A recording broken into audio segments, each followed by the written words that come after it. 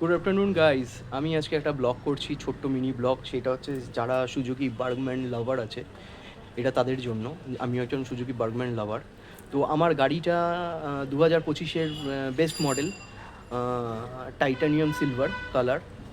তো এখন এই মডেলটা ব্র্যান্ড হয়ে গেছে। এখন যে রিসেন্ট 2026-এ যে মডেলটা এসছে, সেই মডেলটার সাথে এইটার কী কী চেঞ্জ হয়েছে, এইটার সাথে ওইটার কী কী চেঞ্জ হয়েছে নতুন মডেলে, সেটাই আজকে আমি পার্থক্য সবাই বলাবো। তার আগে আমি দেখাবো যে আমার গাড়িতে আমি কী কী মডিফিকেশান করেছি। একটা মিনিট। ফার্স্ট হচ্ছে আমি আমার গাড়ির এই ভাইজারটা মডিফিকেশান করেছি, ভাইজার চেঞ্জ করেছি। ভাইজারে আমি শিবের স্টিকারিং করেছি, কারণ আমি শিব মা মনসার ভক্ত। আর এই পোর্শনে আমি বার্গম্যান স্টিকার লাগিয়েছি দেখতে ভালো লাগার জন্য, আর এই পোর্শনে সুজুকি লাগিয়েছি। 4,000 টাকা দিয়ে ওয়েলিংটন থেকে এই স্টিল স্ক্র্যাচ গার্ডটা লাগিয়েছি। ঠিক আছে, আরও অনেক কিছু আমি মডিফিকেশান করেছি, যেমন চাকার দুপাশে ওই গার্ডগুলো স্লাইডার আমি লাগিয়েছি, ওটাও মডিফিকেশানের মধ্যেই পড়ছে। আর এই দিকে কী হচ্ছে, আমি কোম্পানি থেকে যে মিরারগুলো দেয়, মানে লুকিং গ্লাস যেগুলো দেয়, সেগুলো আমি চেঞ্জ করেছি।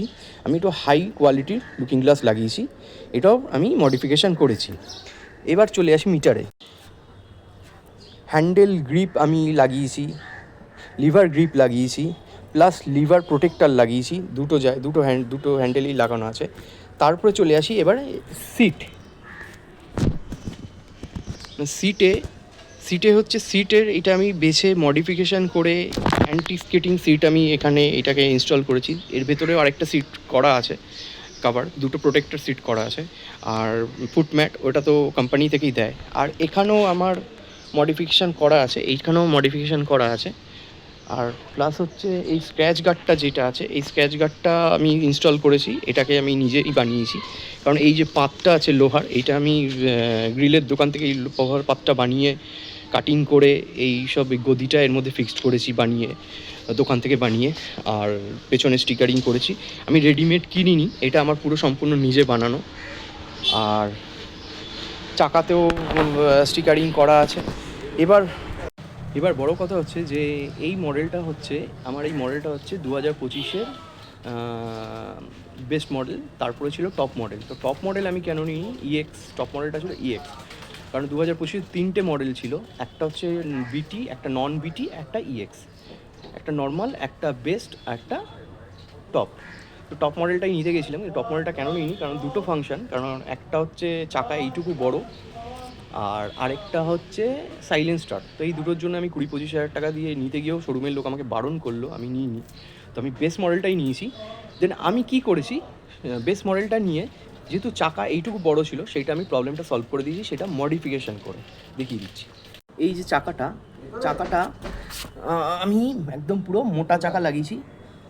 আমি ইয়ামাহা রয় জেডারের চাকা লাগিয়েছি এটায়, কারণ সুজুকি সবসময় সরু চাকা দেয়। এবার বিষয়টা কী হচ্ছে, সুজুকি সবসময় বার্গম্যানে সরু চাকা দেয়। আর যারা সুজুকি কোম্পানির গাড়ি চালায় তারা জানে ওর ইঞ্জিন, ওর ফিল্টার, সব কিছু কেমন, ওর মাইলেজ। আমার এইটা কম করে মাইলেজ 50-এর কাছাকাছি আরামসে দিচ্ছে। এবার চাকাটা যেটা বলছিলাম, চাকাটা আমি ইয়ামাহা রাইজেডারের চাকা টায়ার লাগিয়েছি। লাগানোর পর আমার যে টপ মডেলে এইটুকু চাকাটা বড় ছিল, ওটাতে এটা ফিল আপ হয়ে গেছে, মোটা হয়ে গেছে। গ্রিপ আমি রোডে যখন অন রোড চালাই তখন বেশ ভালোই গ্রিপ নেয়, এবং মাইলেজও কমেনি। মানে আমি 1 বছর ধরে স্টাডি করে তারপরেই গাড়িটা কিনেছি, কী কী লাগানো যায়, কী কী ইনস্টল করা যায়, কী কী মডিফিকেশান করা যায়, সেটা আমি করেছি। আজকে আমি সম্পূর্ণটাই আমার এই ব্লগে বললাম, কারণ যারা বার্গম্যান লাভার আছে তারা বার্গম্যান কেনার আগে আমার এই ব্লগটা একটু দেখবেন। কারণ বার্গম্যান এমন একটা গাড়ি, এটা হচ্ছে ইন্ডিয়ার ফাস্ট ম্যাক্সি স্কুটার। এইটা বার্গম্যান, তারপর হচ্ছে ইয়ামাহা অ্যাডক্স। কিন্তু আমি দুটোর মধ্যেই চালিয়েছি, কিন্তু ইয়ামাহা অ্যাডক্সের মাইলেজটা খুবই কম, চাকাটা হয়তো বড়, কিন্তু এটা চাকাটা হয়তো ছোটো, কিন্তু এটা মাইলেজ খুব পাওয়ারফুল। মাইলেজ প্রায় 50-এর কাছাকাছি দিচ্ছে আমাকে আপাতত।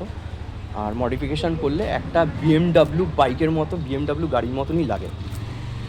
বিএমডাব্লিউ পুরো কপি লাগে। যদি এইটাকে আরও যদি মডিফিকেশান করা যায়, আমি দেখাচ্ছি।